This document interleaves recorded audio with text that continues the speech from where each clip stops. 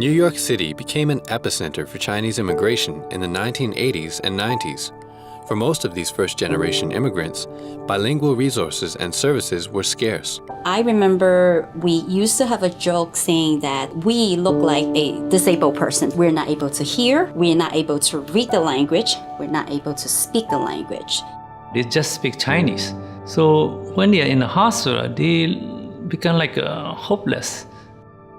With the increasing population, medical providers started noticing cultural nuances regarding the way these new immigrants sought medical care and their aversion to hospital visitations. The most difficult for them are how to navigate through the medical system here.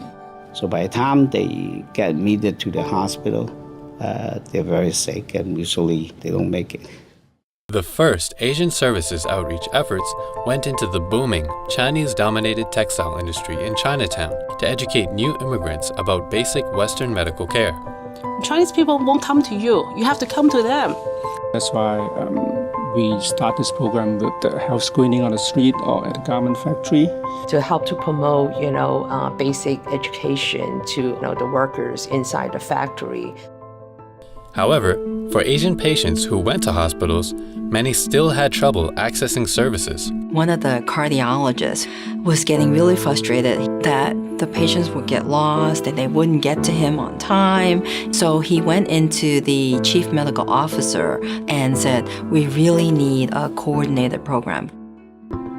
To make their facilities accessible to the changing community, local hospitals responded by providing Asian-specific services. We started to add staff and looked at bilingual services through the hospital that particularly catered to the Asian community. We recruited a lot of Chinese-speaking volunteers to be the patient navigator. We have Chinese interpreters to assist with patient with any of their language need while they need to see a doctor. On-site interpreter, they can look at the patient face. 你雖然有電話翻譯，但係嗰啲耳仔唔好嘅，咁你咪等於冇用係嘛？ More Chinese doctors come in, get trained, including myself. When they walk in the door, they see the face of Asian patient, they feel much more safe. There was a, wow, thank you so much. Thank God you're a Chinese doctor. The introduction of these programs and services was so effective, the number of Asian patients grew exponentially. From 1991 to 1995, increased from 0 Chinese patients to 40% Chinese patients at that one site. I see dramatic growing. Right now, about 60 to 70% of my patients are Chinese. Over the years, these services have evolved. Asian services now extend beyond the hospitals into the community to provide an efficient and effective network for medical care. I call it a concierge program. Do like a One Dragon service to be able to help the patient to schedule the appointment, to arrange the interpreters on the spot. We actually follow these patients throughout the hospitalization, in contact with their primary care doctor specialist, so they have a proper handoff information. When those patients are directed back to their primary care providers for continuous care so that there's good communication between the inpatient and the outpatient. We also communicate with the rehab centers and nursing homes. Our goal is to provide a comprehensive care before the hospitalization, during the hospitalization, and after discharge. Asian services staff members remain in contact with patients after they are discharged. How am I going to make sure that if I see a patient in the emergency department, that they're going to go fill those prescriptions? And that's where my team comes in. They connect with the patient at home, they make sure the prescriptions are being taken. The most important thing is not only the treatment in the hospital, but also the follow-up. So this is also the effort we're trying to do to avoid the readmission. Beyond language services and staffing, accommodations are made in consideration of specific cultural traits. They can have Chinese menu, they can choose kanji, they can choose noodles. For Chinese New Year, we'll give patients special food and we'll give them the spring scroll. When we try to allocate the patient's bed, number 8 will be some lucky numbers for the patient. When we're not there, we developed a handbook. If they want to return to the bed, they need help, they come back to the bed. They could just point to that. My job is being able to know what people need before they even think about it. And for them, it would feel like a true gift.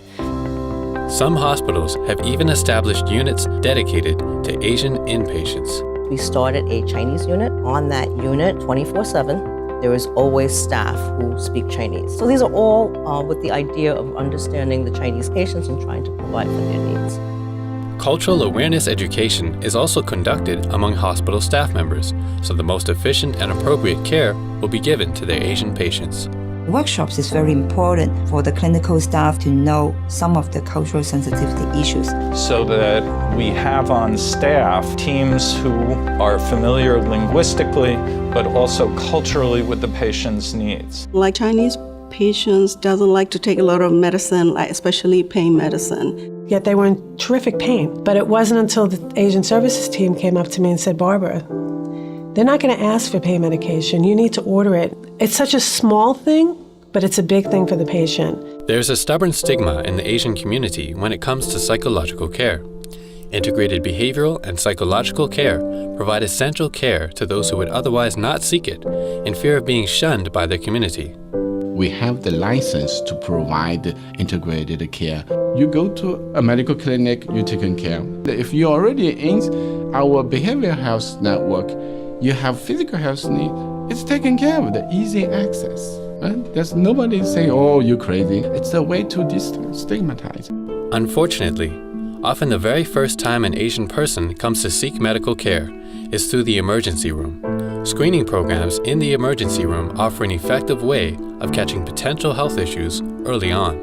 It starts from May to now, we probably provide over 4,000 people with triple virus screening at our emergency department. A lot of people, they just use emergency as their care. And I think that will help us in the future to prevent more severe disease like liver cancer or other complications. Ongoing community outreach programs act to provide education about the healthcare system and diseases that are becoming more prevalent in the Asian community. Challenge is really to teach the community in how to utilize the health system.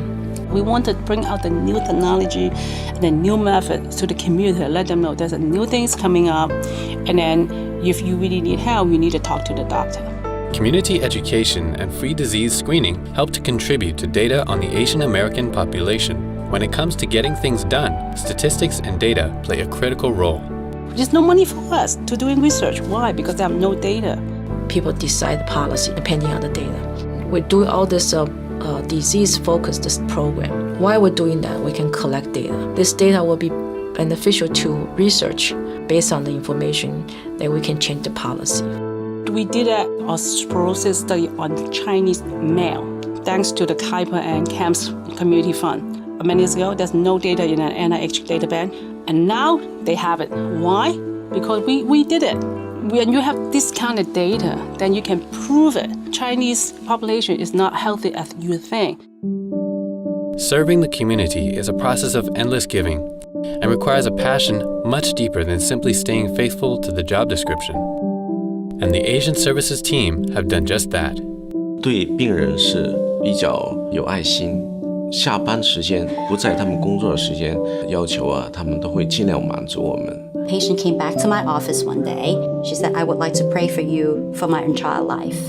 It's a very easy job for me. It's just like a 1, 2, 3 things. But for the patients, we really provided a great help. 佢哋真係好關懷病人，而且即係對病人咧係非常非常之體貼嘅。咁啊，我喺呢度即係衷心感謝佢哋。